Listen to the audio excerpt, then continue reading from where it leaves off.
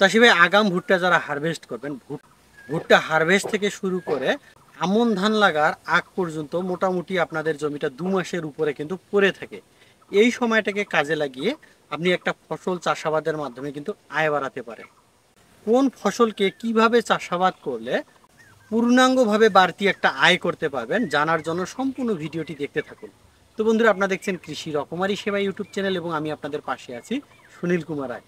তো চাষি ভাই, এই যে সময়টা আছে সেই সময়টাকে কাজে লাগিয়ে কিন্তু আপনি পাটের চাষ করতে পারেন। পাট আসলে কিভাবে চাষাবাদ করবেন? ভুট্টা যেদিন আপনি হারভেস্ট করবেন, অর্থাৎ ভুট্টা তুলবেন, সেদিন থেকে শুরু করে 20 থেকে 25 দিন আগে আপনি যখন সর্বশেষ পানি দেবেন, ঠিক সেই সময়টা আপনার পানি দেওয়ার পরে পাটের বীজ ছিটাতে পারেন। 33 শতকের 1 বিঘা জমির জন্য 1 কেজি। যদি আপনাদের আকাশের বৃষ্টি হয় সেক্ষেত্রে সেচ দেওয়ার কিন্তু কোনো প্রয়োজন নাই। যদি আপনাদের আগাছা থাকে সেক্ষেত্রে আপনারা আগাছাটা পরিষ্কার করবেন, এবং এই সময়টা যদি অল্প কিছু সার আপনারা দিতে পারেন তাহলে দুই দিক থেকে মঙ্গল। ভুট্টা আসলে হারভেস্ট করবেন কীভাবে? আপনি যদি অল্প একটু সাবধানতা অবলম্বন করেন সেক্ষেত্রে কিন্তু ভুট্টা হারভেস্টের কোনো প্রকার সমস্যা নেই। এর মধ্যে যে গাছগুলো হেলে যাবে, ভুট্টা হারভেস্টের পর যখন নিড়ানি দেবেন আপনি, তার কিছুদিনের মধ্যে আপনাদের পাটের গাছগুলো কিন্তু দাঁড়িয়ে যাবে। এবং এই সময় যে কাজটি আপনারা করবেন, সাথে সাথে আপনাদের ভুট্টার গাছগুলো কেটে সেখান থেকে সরিয়ে ফেলতে হবে।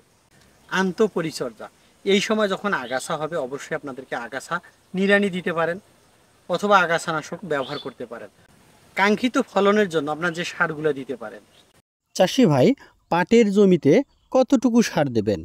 33 শতকের 1 বিঘা জমির জন্য টিএসপি সার হচ্ছে 8 থেকে 10 কেজি, এমওপি সার আছে 7 থেকে 10 কেজি, দস্তা 1 কেজি, জিপসাম 5 কেজি।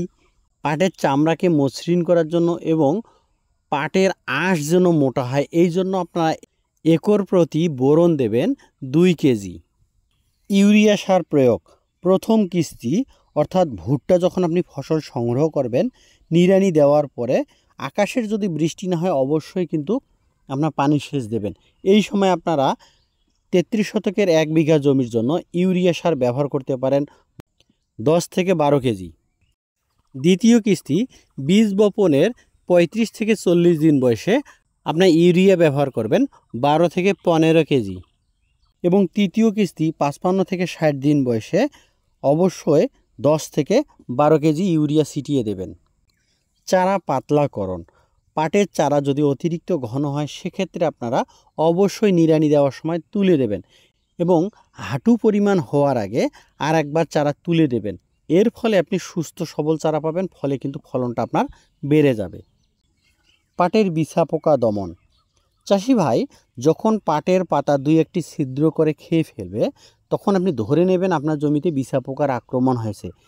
এই সময় আপনারা স্পর্শক টাইপের কীটনাশক যেমন ল্যামডা সাইহ্যালাথ্রিন, সেটা হতে পারে ক্যারাটে, ফাইটার, জুবাস, এমাকিল, পিলোথ্রিন, সাইক্লোন, রিভালিন্ডপ, এগুলোর মধ্যে যে কোনো একটি প্রতি লিটার পানিতে 1 মিলি হারে, অথবা হিসেবে আপনার ব্যবহার করতে পারেন অ্যাবামেকটিন ব্যানজয়েট, সেটা হতে পারে লিভার, সারপার, প্রোক্লেম, গিল্ডার, ম্যাকডয়েট, ওয়ান্ডার, এগুলোর মধ্যে যে কোনো একটি প্রতি লিটার পানিতে 1 গ্রাম হারে।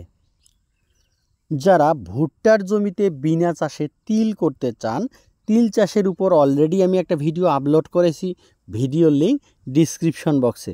যাদের এখনও দেখার সুযোগ হয় না একটু দয়া করে দেখে নেবেন।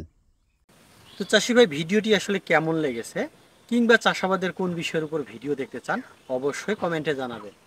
তো চাষি ভাই, ভিডিওটি যদি আপনাদেরকে ভালো লাগে আপনার ফেসবুকের টাইমলাইনে শেয়ার করে আপনার সকল বন্ধুদেরকে দেখানোর সুযোগ করে দিন।